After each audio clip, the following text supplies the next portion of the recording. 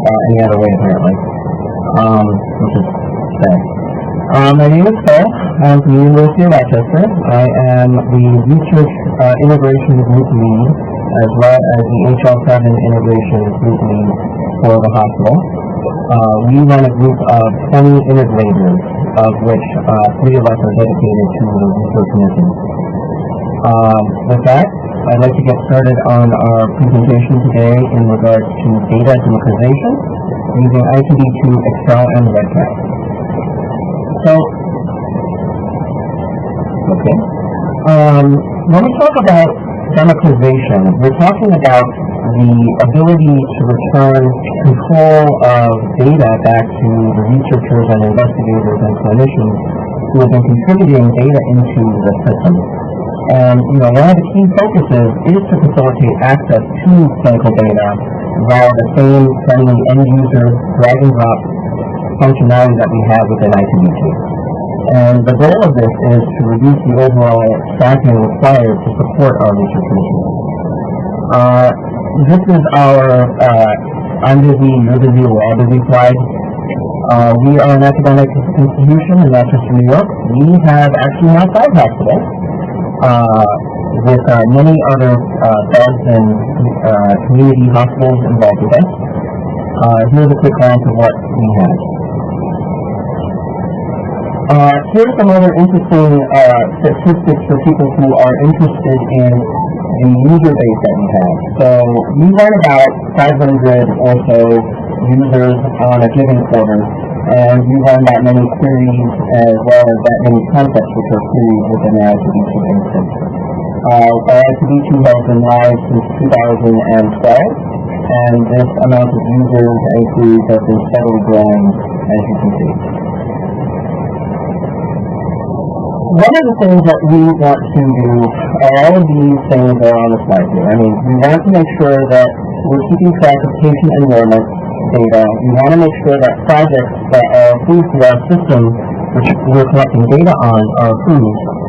We want to make sure that we can build some sort of research data architecture, because if you're like me, in an institution, we have about 1,000 researchers with about 20,000 Excel documents between them. And that we want to be able to keep track of and start to leverage transparently without people knowing about it. And lastly, as integrators, we want to make sure that we can talk to other systems. And one of the key systems that we wanted to talk about today is, of course, the REDCap system from Denso. So here's a quick glance at the sources of data that we have within our i2b2. We, of course, carry some items from Cogero. The biggest ones that we get are flow sheets, of course, which could end up being a good majority of our data that we have within our i2b2 instance. We have Epic. So anytime you see the logo in the upper left-hand corner that says eRecord, eRecord is really our branding for Epic. The PR staff with the hospital refused to let me present without having the slide that says eRecord. Great. And we have, of course, our home-built clinical data warehouse, which we have used for a very long time, and that's really the source of our data. A big chunk of the data for lab, radiology, pre-existing notes before we switched over to Epic, cardiology information, and a new very big thing that we did not have before, but now we all must do for accountable care, is that we're acquiring a lot of these external EMRs. And that data which we're using to make available to people are from external EMRs. So that's an interesting new field that we're expanding into. And lastly, we have data from our financial data warehouse so that we can tell people our claims and other usage of that source. Now, we really have 2 major pathways into our system. And the first one is a particular research project, which is a simple attestation that is made by the providers. And the biggest bang for the buck here is that you have immediate access to our de-identified i2b2 system. After that, we have what are called IRB-approved projects and other projects, which allow for identifying information to be made and to be used in other fashions for export. So, from a provider standpoint, they come up with an idea, and they say, you know, I want to look at asthma patients in my group. So they can apply for a study preparatory, or not preparatory if they already have a design. They have to fill out a brief form, provide the documentation that we need, and then that proceeds on to our CTSI lead, his name is Dave, and he is our honest broker, and validates that the request is valid, and that the data they've requested is minimal. And he also serves as our ETL manager as well as our general build manager. Lastly, after all that's said and done, people have access to their data in a custom manner. So our provisioning process is starting off in preparatory research.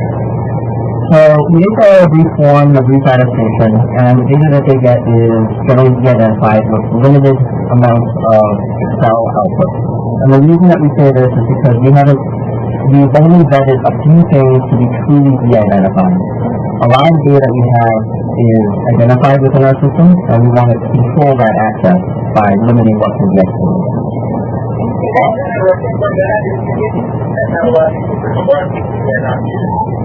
I'm very sorry. Is that better? Sounds awesome. After that, we talk about an IRB project. So on the right, you can see a screenshot of the data that we are requiring. This way we can tell when the study is ended and therefore lock access to the system, as well as data that reinforces the mission that we are trying to capture for our governance portion, which is, you know, what is your protocol, what do you plan to do with the data, as well as a big piece, which is that they acknowledge that the tool is supplied by our institution and that credits must be appropriately given because lots of the business say that they use the tool. Data just appears. Big options that they have are that they can upload an Excel document or hand key data within our system to match data to our identified portions of our system. And they also have the ability, if they've already gone through the preparatory stage, to identify a i2b2 query that they've run in the past. So here's a quick example. You know, I have a patient at 536, and that's the date, and we want to be able to use that to run the query. One thing I want to point out before I leave the screen is that the names of the queries turn out to be quite important.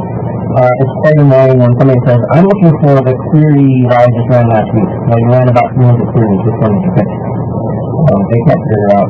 You know, you have to be sure that you set the correct name and that they enter a meaningful name as i2b2 when you run query.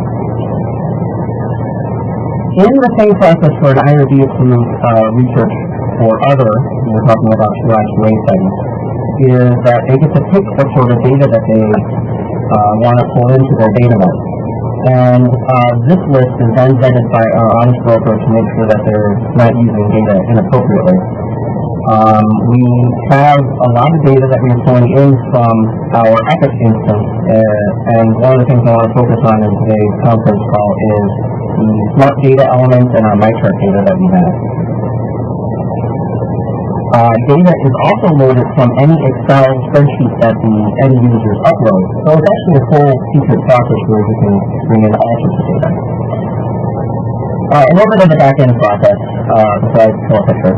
I will warn you the next slide is going to be a reasonably busy picture, so I want to explain that first.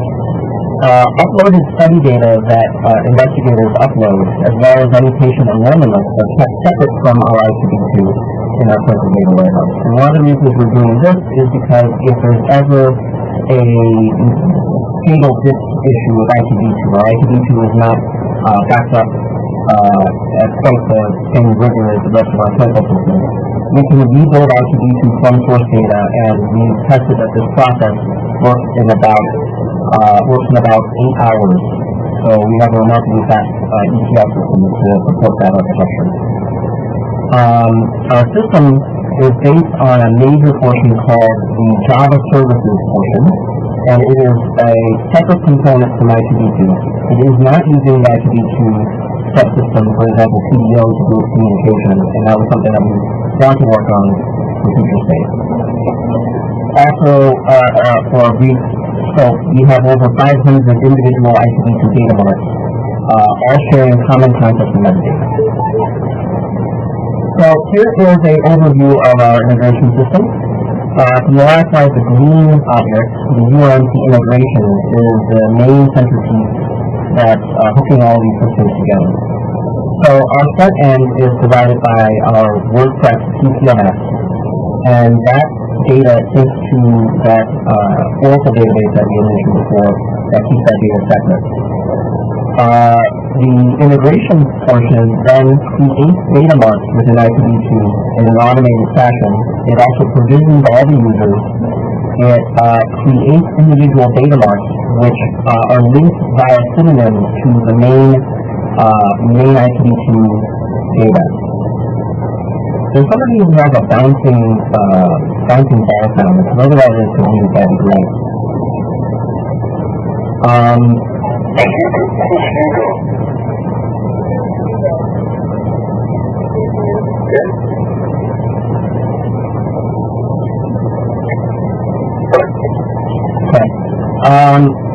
One of the nice things about this is it's actually touching the XML and properties files within i2b2. So it's creating JBoss configs which i2b2 then reloads. So it's a full cycle provisioning. With our data that we have within our main data mart, the ETLs are mainly put there. And the reason we do that is we don't want to be updating hundreds of thousands of little data marts that says here's related bad data. They reference the main data mart for that sort of data. They also share metadata as well as workplace data, which allows for i2b2 to run without having us to update the metadata within all the sub-projects. It's all in one centralized location. And the reason why it's a synonym is because each project will have its own metadata, for example, Excel data. When we create our spreadsheets on there, we want to make sure that those Excel data and custom data that's being ETL for your project don't make it into the general i2b2 data mart for further queries or somebody reaches access. Lastly, any work that is done, for example, our Excel plugin is stored to a separate table for speed. It's on the same box that i2b2 runs on. As you see in the upper right-hand corner here, this is a will stop. You can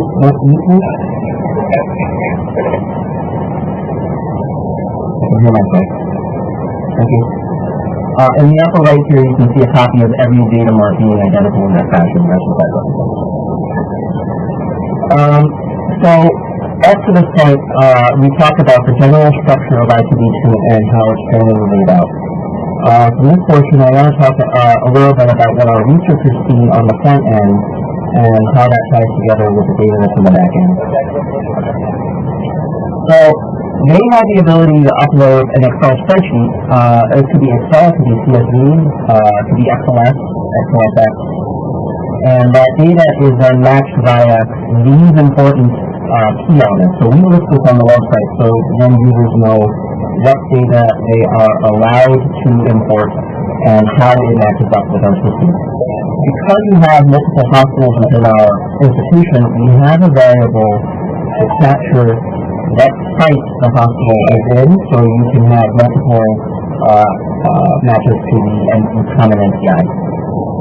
Also, we are hinting to the fact that you can add as many columns as you want in your Excel file. That data is then, when an i2b2 data mart is generated, there you can see this sample study here has all our data that's imported from Excel in that we do not have in i2b2. So we have some use cases that the investigators have for this whole process. I mean, capturing Excel data, especially free-form Excel data, is consuming. So a good use case is that we've had a couple of cases where we have some investigators have old data forms in Excel format or other databases that they wanted to get into REDCap. For example, you have a before study and an after study, and you want to merge that together because you've moved on to a different system, and now you're using line charts to capture your survey data, but you want to make sure you can get the old data into REDCap so you have it in one place.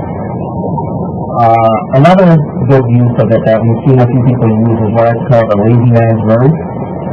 So because all of the sub-sheets in Excel are uploaded and the duplicates are removed, they can use that to merge in data into one database without knowing SPSS or SATA or SAS or any other statistical tool. We found somebody doing that exactly that is quite funny. Also, a good use case that we've seen is that people have used survey data from sources not within i2b2 or REDCap, and the ability to import into one place and then match was useful to us. So we wrote our own custom Excel plugin. It is different from the plugin that exists today in the i2b2 realm. The reason we wrote this was because we were very frustrated in terms of the size of query that we could run. If it was anything more than like 150 patients, which most of these researchers are looking at, the Excel export tool would either take too long or would never finish. So I came up with a quick tool and kind of going from there. It shares a very similar drag and drop feature. So it is a plugin that fits into the standard i2b2 plugin model. And as you can see on the right, the Excel plugin, when you click on it from the plugins list, allows you to drag and drop concepts into i2b2, and that will then communicate them with our database via PHP. And you can see you can quickly add more things onto there. For a research study that is in our de-identified realm, we do block a lot of things that we don't want them having access to for export ability, but we allow for them to query for it. So if you have a note and you know a term, you can look for it via the standard i2b2 search tool method, but you can't export it. And this list is controlled as a setting within our tool. That's important because, you know, certain flow sheets, they are utilizing them just for phone numbers and clinical data. I saw a flow sheet row with social security number, and we had to alert security to that, because I don't know who put that up there. It's great. Another thing that we're also doing is that when the data is downloaded, we put a friendly reminder up to make sure that the person who's making the request truly does know their password and has signed off on the fact that they are using this for research purposes. And the reason to do this is to dissuade people from using this in a clinical fashion. We've had some people who attempted to do that, and we don't want them using it for a clinical fashion, which is a strictly research exercise. Similar to that, we have made a REDCap export tool. What this does is, provided the API key from REDCap, we can pull in all of the events, all of the forms from REDCap, as well as the full data dictionary, and it allows for us to build out a mapping section on the right, which they can simply drag and drop any concept within i2b2 over to do a mapping. Now, one of the first questions that people ask is, well, how do you handle something like a drop-down or a checklist? The order in which these things are processed is, this is a data dictionary, this is a vital diagnosis. You know, does the patient have diabetes, does the patient have depression, do they have hypertension, or any of those conditions? And what they can do is they can simply drag in a diagnosis from the ICD tree, and it's processed in the order in which it was received. So you see over here, this has 8, 9, 10, 7. So it will process the diabetes one first, then an injury, which is number 8, then 9, 10, 11. The reason why it's out of sequence is because I've used this example before, so you can click on an entry and that will delete out the items from the mapping and rearrange them. which is important if you want to set a precedent for yes and no. A good example is this. Have you had a surgery? Well, if you had an inpatient procedure, then I say yes, you did. Otherwise, we say no. And I'll get to this gender portion in a second. One of the other things we've discovered is that we want to be able to see a lot of the data that's in there. So I'll get to that mapping in a second as well. Another common question is, what happens if I have data within our system that has a tick list? For example, blood pressure method is a selection, a tick list from our EMR. You don't want everything to show up, you only want some things to show up. And in that case, when a box is pulled over, we utilize the same architecture that Sean is using for the lab select section to populate a data selection box. It also populates a lab value box, so you can actually say, I want a lab that's greater than 5, or I want a lab that's less than 10, or nothing at all, I just want the data. So the basic system that our REDCap integration uses is it pulls in the project, it pulls in the event.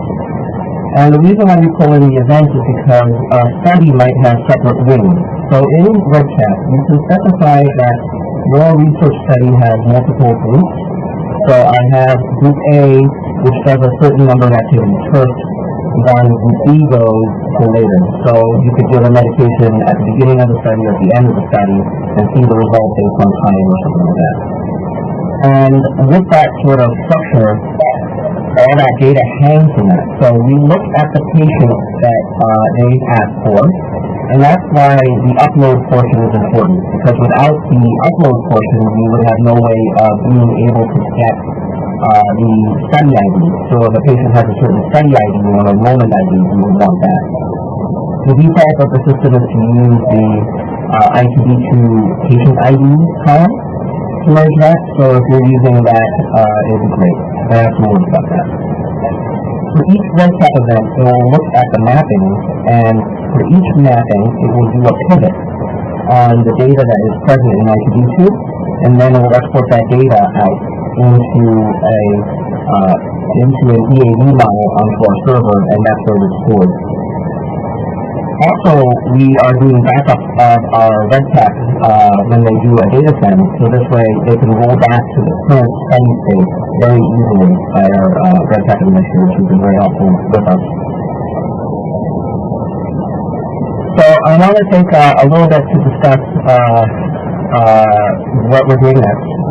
We are going to talk about our MyChart data and our smartphone data, and we found that that's one of the hottest topics that people have asked us for, because it really brings in data from our EPIC instance, which we're using for surveying data.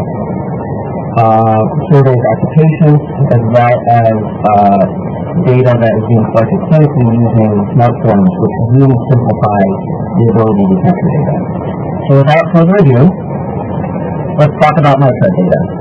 We ETL in via the on-demand ETL system data from MyChart, and we're bringing in the commonly accessed data that people have access to so far, which is, when was the last time somebody used the system, when was it activated, when did they log in, as well as any survey data. So any surveys that are built within EPIC, we store this as LQL data, and we are ETLing the structure of the surveys into i2b2 bi-weekly.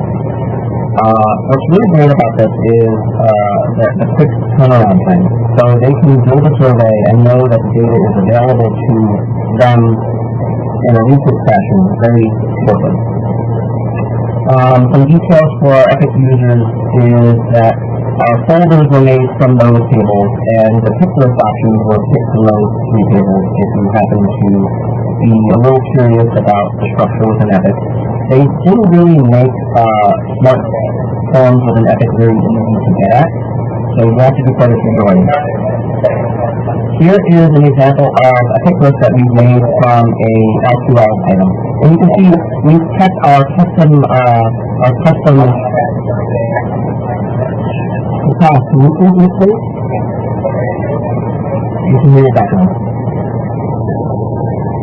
You can see our custom naming structure for our base code. We decided to not use Nomad or any of those codes because they are not universally transportable. These sections are only in our institution, so we use that. For our smartphone data, we're also picking out this data from our epic instance, and we are using Clarity concept and concept categories. And we also do the same structure bi-weekly that gives us a lovely structure as well as pick list. And a good example from this from our EMR is the ophthalmology exam. So this is the smartphone that you can see clinically, and those are the smart data elements and concepts that are created within i2b2. All of them have pick list options on it, so you can see 0, you get the value of 0, 1, or 2, 3, instead of the text. So here's a little bit of our self-service aspect here. We offer 2 courses within our institution for i2b2. The first one is a Learn the Things i2b2, which gives you a basis in how to use i2b2, how to run a query, where a good chunk of the data resides in i2b2, where it's from, how to use our data dictionary and our export tools. And then when they get that, they go and then they do their own thing. They're really excited. You know, they do a lot of exports in Excel, and they get these questions like, I only want the lab data from my visit. I don't want all the lab data for PDC.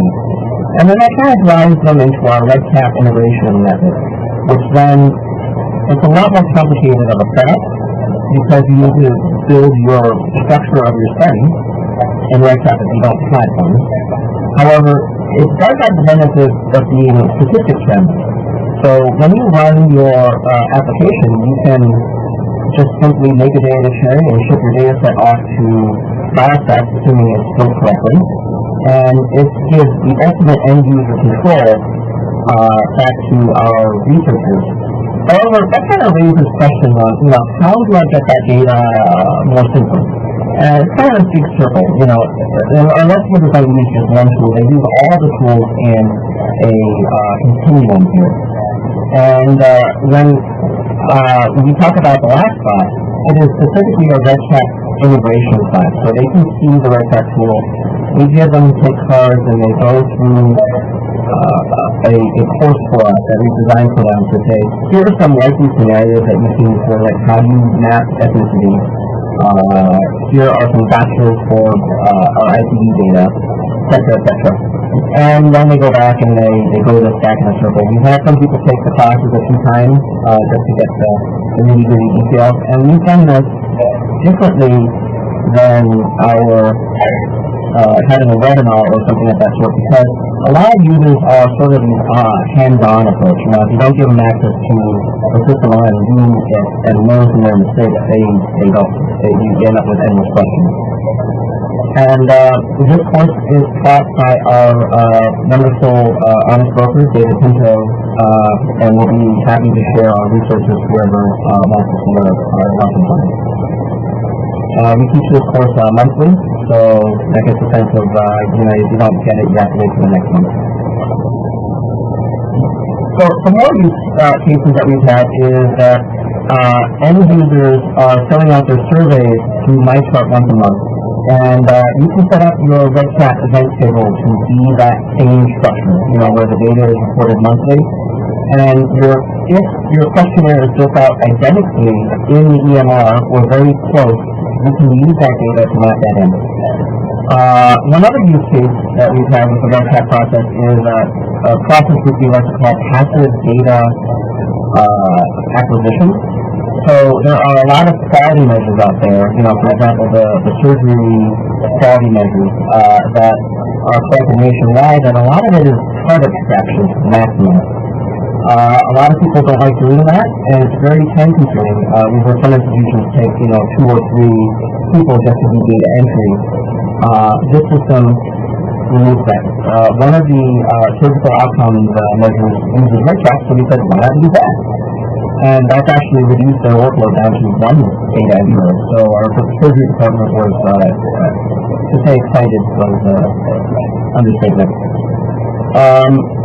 Some people are a lot simpler. So suppose if you had just one survey that you wanted to fill out, and you wanted to fill that monthly, you could then use the simple export tool that we have in Excel, showing the most recent data element, and you could map that and just export that without having any other user interaction, aside from getting the permission from our IS broker and our security team to come in and look at it once a month or so. Another interesting case that we had, and I like to talk about it, is the fact that we need a yes and a no. For something, if you don't have a condition or there isn't a concept of the i2b2, you need this concept of a always true, a Boolean. So we've taught people to use the concept of gender, and we've unlocked it in i2b2 so that you can, in fact, use it to run a query, which is kind of funny, who had a gender for everybody? And in this case, have you had a surgery? Yes is obvious, but for no, we say gender no. So the process is all the ICDs first, and then secondarily use the gender. So there will always be data in this field.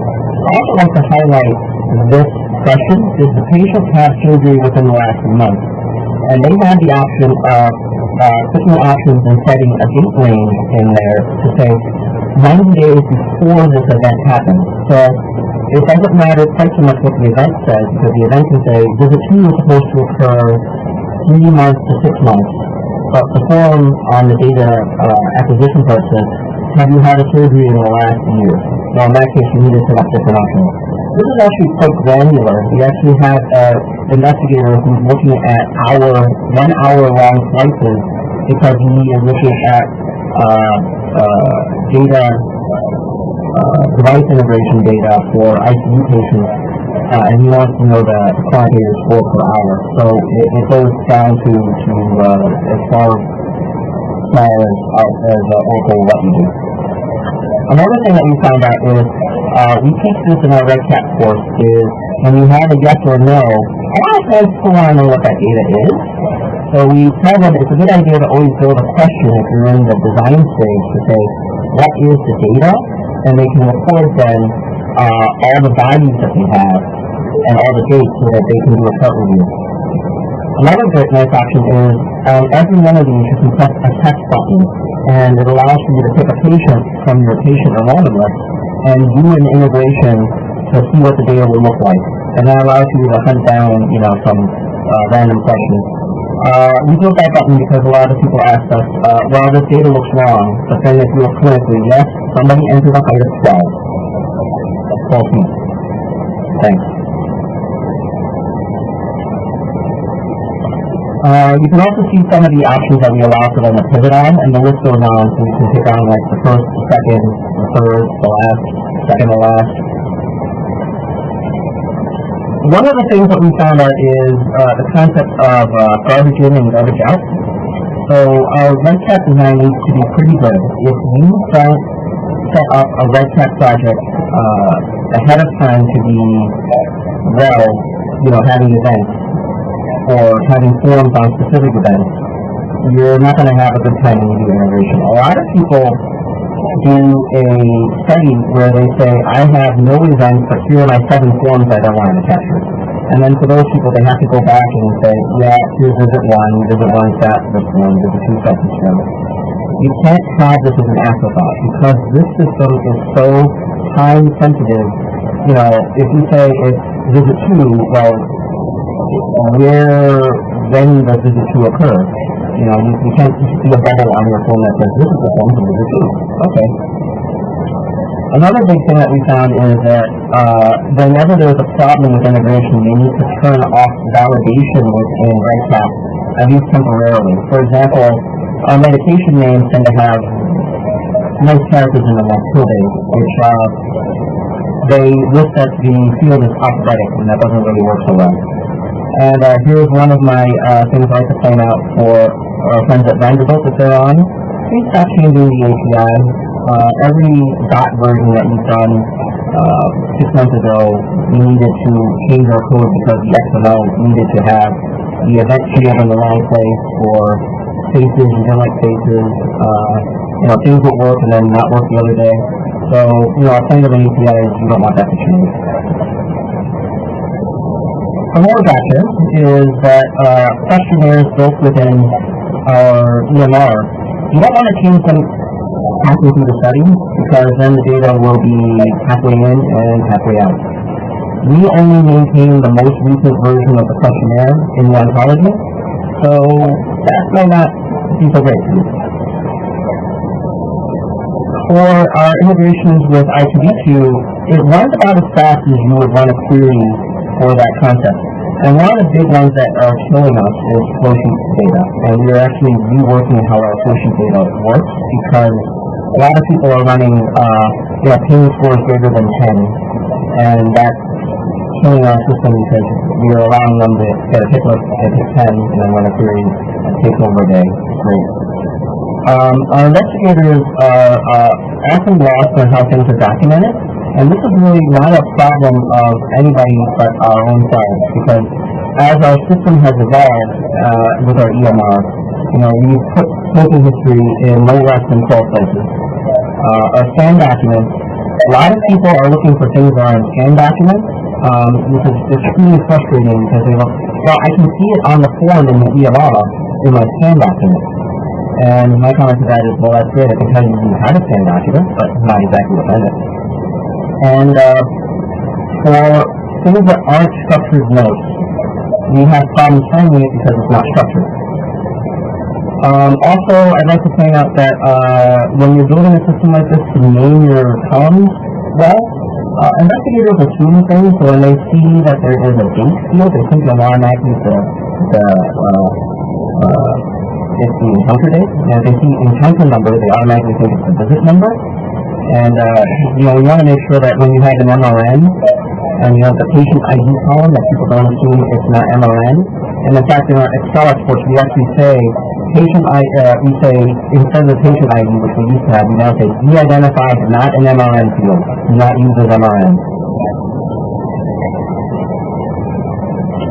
So with that, I'd like to talk about the next part, which we are doing a little bit of a demo. So you can see how it all goes together.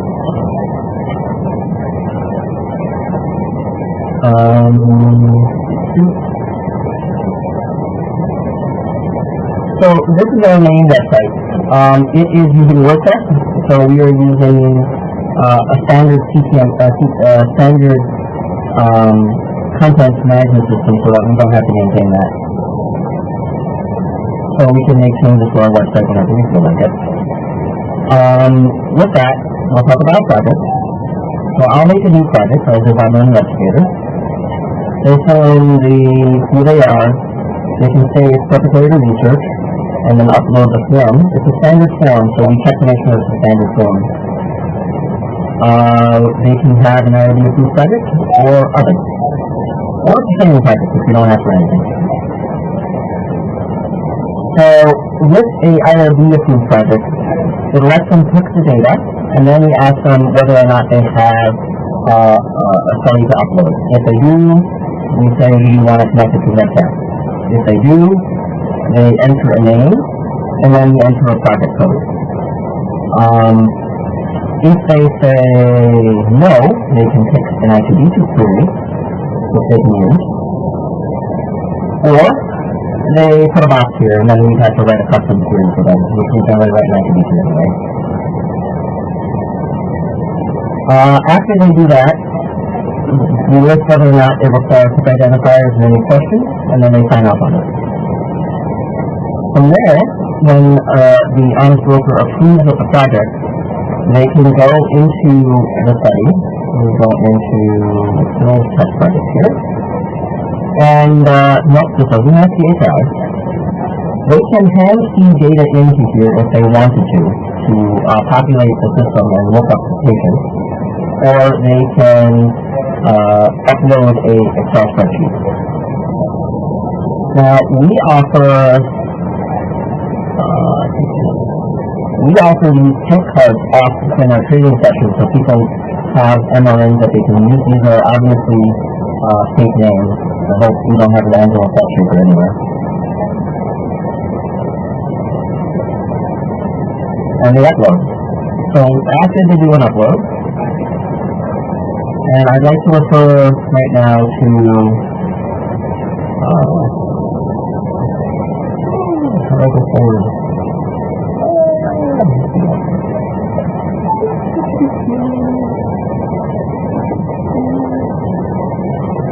The compiling page.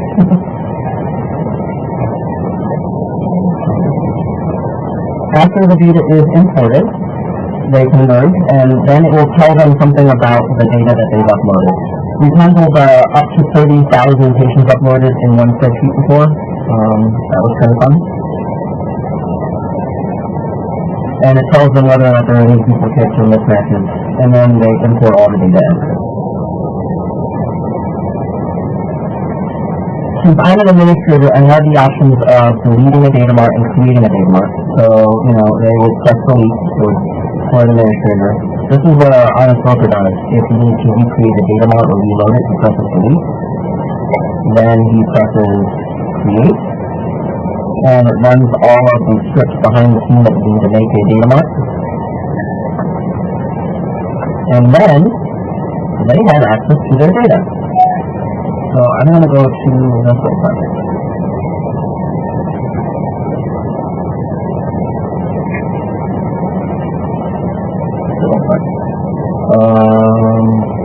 Okay. So from this, they have the ability to run this like that. If the patient set hasn't been vetted by the honest broker, they then need to go and build the data mart. So honest broker presses this load data mart button.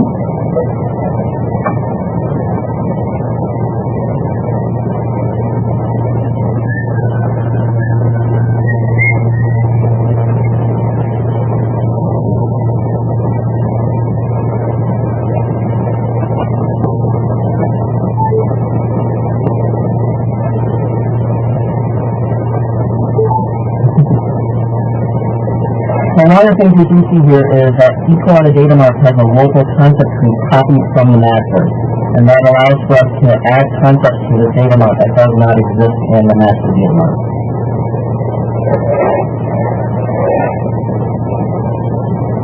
Okay, so let me go back to here and I'll get back to the introduction.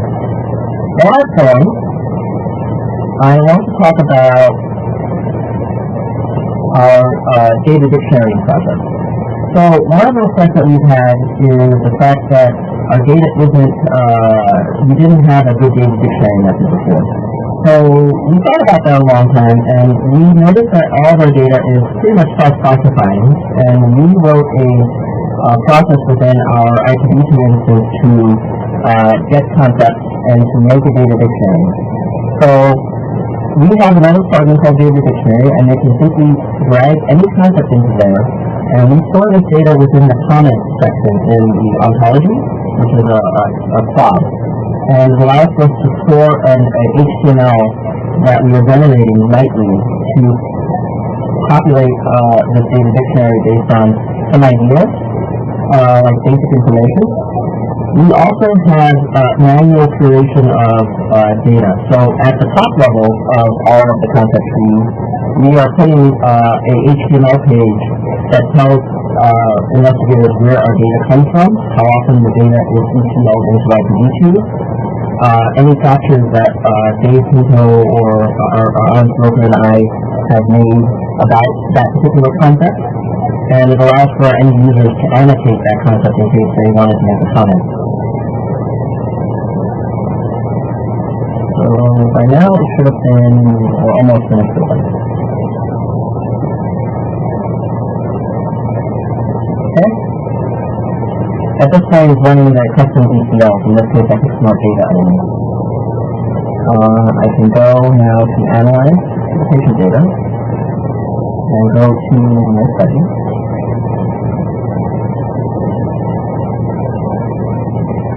As you can see, the study data that I added, random data, now appears as a concept that's queryable.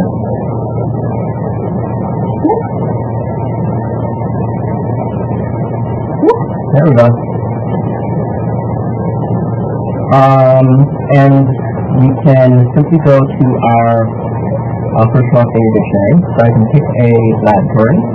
I'll pick did you do CDC?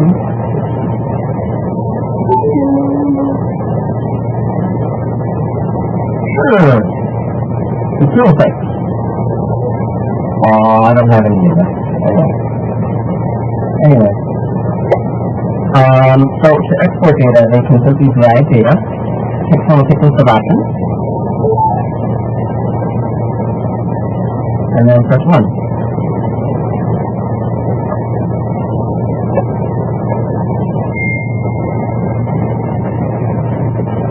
Oh. I guess I should find a location set first.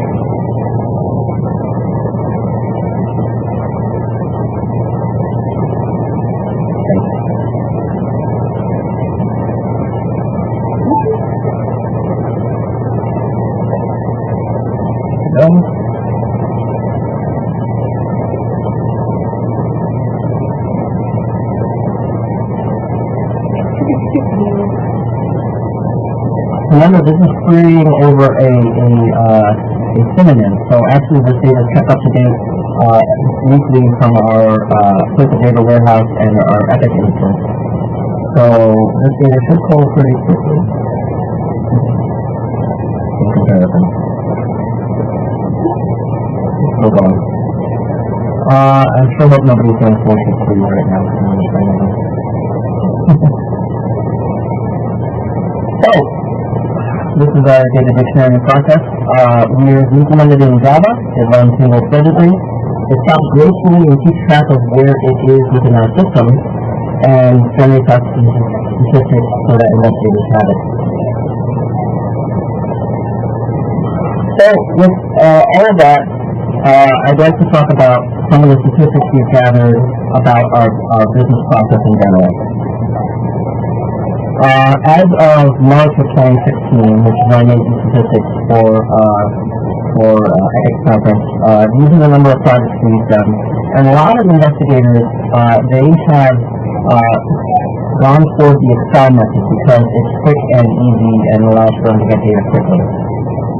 However, we found out that a lot of groups are making REDCap integrations and they're assigning one data person to do all of their integration. So this is a little bit off in the fact that we may have had one project, but all these projects are still active, review projects. So far this year, we've had almost 1,000 Excel spreadsheet generations. We've had 6,000 this was back as of March. We have 6,000 new concepts mapped. And they've done almost close to 700 chart reviews since we've done the system. And a quick question that people are going to ask me is, how exactly are we going to get access to the system? This data is going to be made possible by the i2b2 plugin. We are modifying it to make sure it is working well within the latest plugin structure that Janice has given to us. And we don't really support Postgres or SQL Server yet. I know that Cornell is on the line. We're working on it. I'm sorry about that. We are working to modify our REDCap system to use the Excel process, which is a lot faster. So there we go. It's finished in about a minute. By the way, this continues to run behind the scenes, so you can actually log off the home and then come in the next day and get it.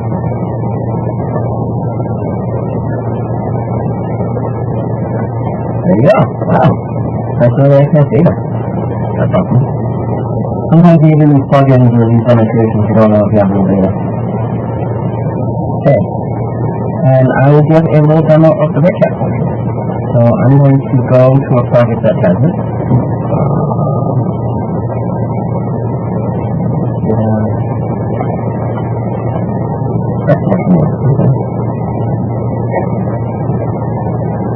We also co-opted i2b2's login screen so that we hide the login screen because we're also provisioning single sign-on for that, which is also kind of nice.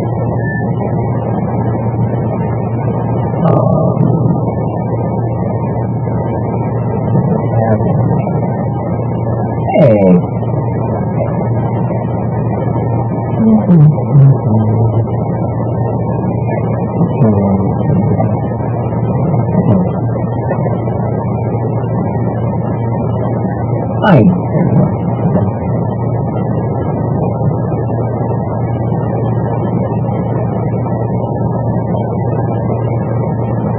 So here are some the last things that they can do. So they simply press this button and it pulls in their REDCap infrastructure. They map data and they allow you to pick form. The bank diagnosis is an interesting one. So they can say here they pick a list. By default it picks all values. They can test the data and they can map it. This is a button that they press to generate a data set, which takes a while. We found out that processing a data set with 3,000 patients and I believe 300 mappings took about 8 hours. It took a little bit. They can see any validation, so they can take a look at a patient and go on that. They can also transmit this data armor to their system and get a track of how many errors that they got. And a lot of these errors are validation errors. And lastly, I think I want to open it up for questions that people have for me. Sorry if I talk real fast.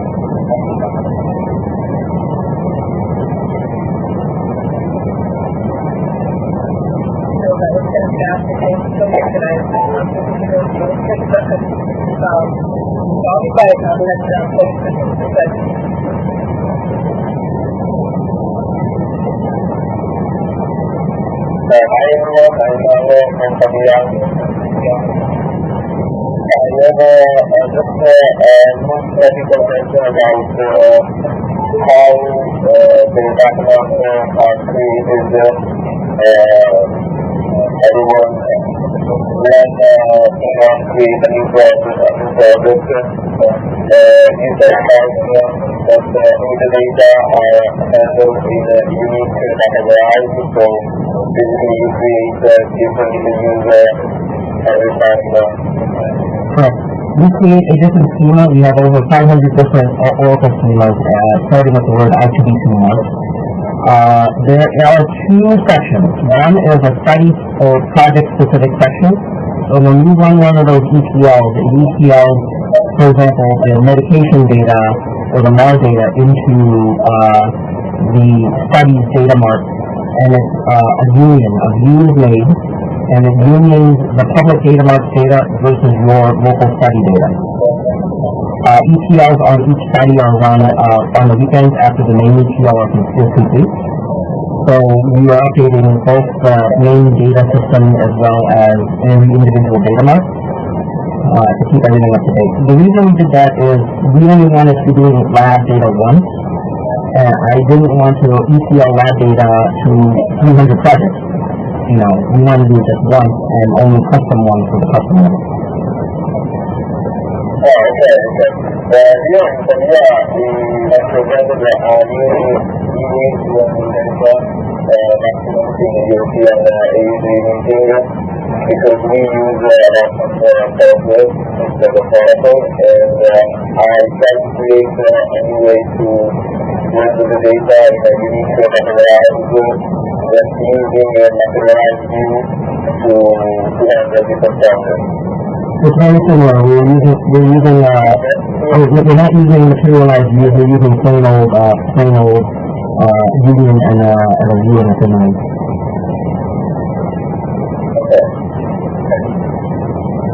I have a question now, and from I think I forgot to do. There is I saw the second last slide. It says that the plugin will not work with the SQL server and OCI, OCI. So do you mean that the i2b2 implementation which is done using the SQL server will not work, or do you mean the REDCap implementation? I'm just talking, so I have a slide on the screen right now. You see this lower right section? All the special stuff we've done is not supporting SQL Server because our environment at the University of Rochester is a Oracle house. We did not write the tool proactively to be compatible with the other systems. We are about 50% done thanks to our friends at Cornell at converting our system over to the SQL Server supporting. We are not done yet on that. Okay. We don't have enough hours in the day. Are you planning to do it? Yes. It's a system in progress. Okay.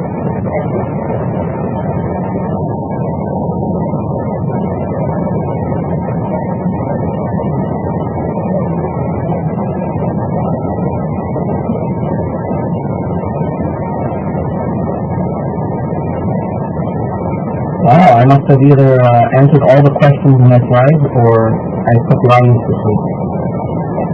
I think everybody's pretty proud at this point, and that was a really great presentation. You went through a ton of material in a very short time. We're going to have that video from this, so Phil records the whole thing, and we'll get that so that we can put it on the site and replay it, and that way we'll be able to go through it more slowly some of that.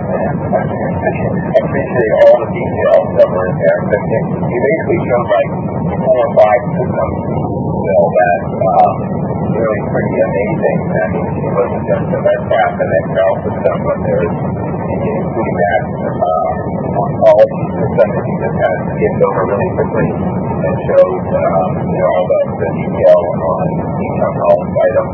So that's pretty amazing. Yeah, the data dictionary, exactly. So yeah, it would be great if we can have a couple of more sessions because we are in a phase of implementing integrating i2b2 with the REDCap. That sounds great. Certainly put this together. We knew that was going to be a hot topic, so we can talk about it around that. That's great. I just want to mention there's over 130 people that called in to this, so Thank you, Sharon. So here's a fun example for you. You can see for Connecticut, which I'm sure has something. We have 88,000 observations. You can see a quick bracket like this. So this way, before you even run a query, you know if there's data there. I mean, and what the data looks like. Because sometimes, you don't want to guess. I mean, run the query and then guess. We wanted to provide them this sort of example. And this also supports multiple units. One of the problems that we had initially is that we had multiple units per observation because we have about 3 generations of clinical systems. We went from Meditech to SoftLab to another Meditech. So you have to normalize that data, and this allows for you to query in both methods. Thank you. In this study, you didn't use the video reference, right? So you got the data from the database directly. Correct. We have been thinking and playing about using this. However, the base i2b2 info runs on PHP. You need that for the Graphic Connect tool. And we implemented connections via that and the separate Java process. The reason that we did that was because we started this process many years ago, and the engineer at the time wasn't very comfortable programming in PDO. The fun thing is that the data dictionary tool that we've made actually does use PDO, and actually is using the standard i2b2 comments. We're using comments for our data dictionary. And it goes up level. So you see here, I haven't curated URMC laboratory yet and put data in that. We have a picture in some of ours that says this is the data. It comes once a week. You can see this. Here's some things you should know about it. If you see this is what you should do. Another thing that we're also using this data dictionary process is because a lot of this tree is built from data within our EMR, and you don't know if there's any data in it. So sometimes, the builders, they put lots of stuff into prod, but, about maybe half of it is actually being used, especially for flow sheets. It's kind of funny. You have 30,000 flow sheets, about 95% of them have one observation of top. Good way to say. we're actually converting our flow sheets over to be ETL on demand because we usually found out that investigators only want about 6 flow sheets for their study. So what's the point of ETLing about 2 billion rows of that into our I2b2 instance? I2b2 instance currently runs about 2.8 billion observations.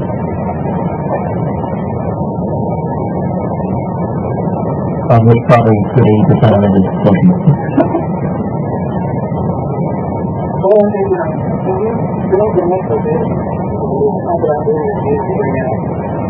The data from the images, so using that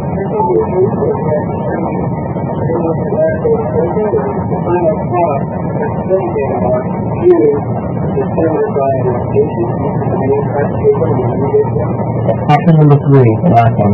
It's a view that unions together the local observation facts. So if they do something like social history, which isn't available in our general data mart, it would ETL to their local data mart here. There's the type of here, their local observations. Observations via synonym and group, and tables, local tables. I watched this picture, so kind of upset that I can't fix it. This allows for us the flexibility of doing one lab ETL and then being done in one place. And that was the reason why we put flow sheets that way, because a lot of people ask for flow sheets and then when they came to shove them in using it's great.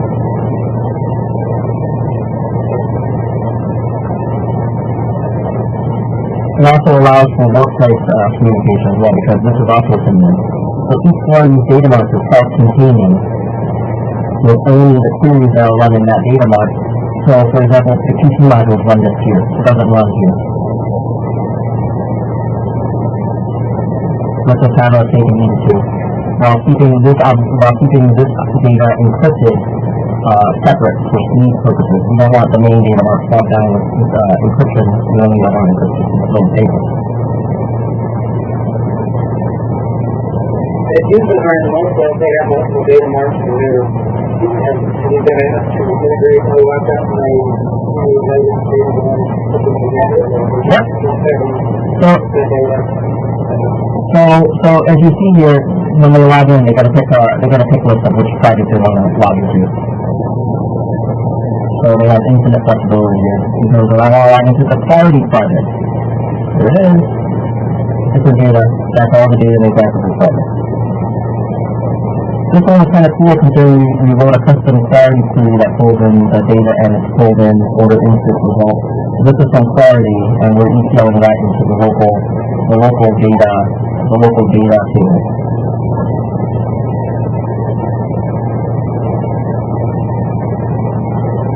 Yeah.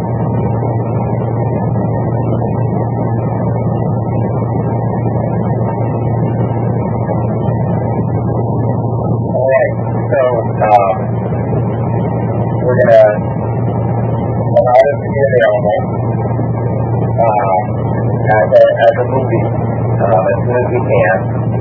As we're putting up in a slide, we're going to have this available as plug-in as soon as we can, get it together with Phil or Janice. Did you want to mention anything? Yeah, I think so yes, somebody's great plugins is that after this probably such people kind of following the capabilities because there might be some other plugins that you might want to add to list.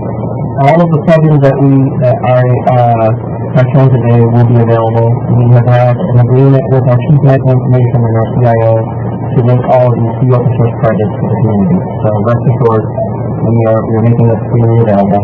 All the components included the data dictionary, which was the master's thesis for one of my students who became who went in and presented with me about this. So this is quite exciting. We're making all of these things available to people so you can all play. Assuming you use them for them. We're also planning, I'm going to talk to Janice and you guys, is that we're also scrapping the idea of keeping a separate jet hub. We're going to send it directly to you and make it available to your GitHub. currently, the only thing that's holding us back is the fact that we have to wait for our institution data exchange technology transfer lawyers to say, yeah, that's fine. Sorry about the hold up, guys. The way lawyers work. And so that's fantastic. And overall, I just want to really thank you for doing this. And also, not just Coolman and Walmart, but still went very personally over some very important, ETL problems developed for Epic. And Diane is really focusing on this now as well. And I think the main focus on the AIM meeting on Monday night from 6 to 8, is that right? 6:30 to 8:30 is going to be, how we're going to be able to exchange, extract, transform, and load processes for different EMRs, not just Epic, but I think Cerner and the other ones on the docket, and, whatever we can see. So, one of the concerns that we had was that our Epic TS has balked at us sharing our ETL code that we are using for Clarity, that is doing our ETLs for a lot of things, notes, our smart data elements. It's really frustrating.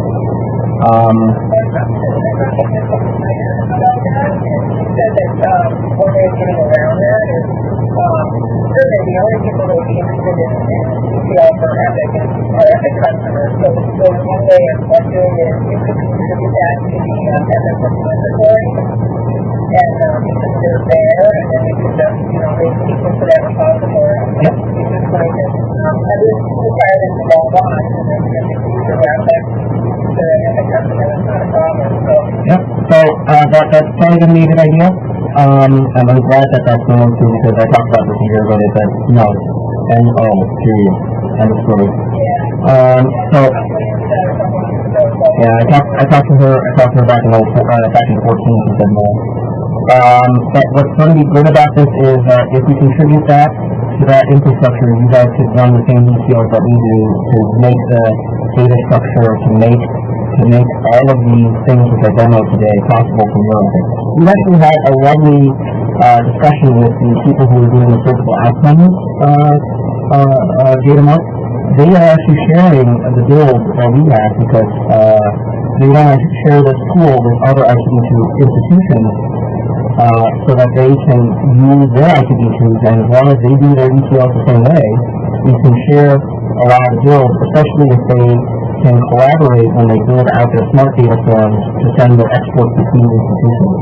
So that's actually an interesting way to work around some of the build questions that they have. Just upload this through. And then when you put this in, you now have a data aggregator built in that will do your aggregation for you. Excellent.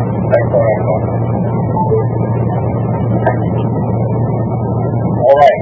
Well, I think, we appreciate everybody's attention, and we will continue.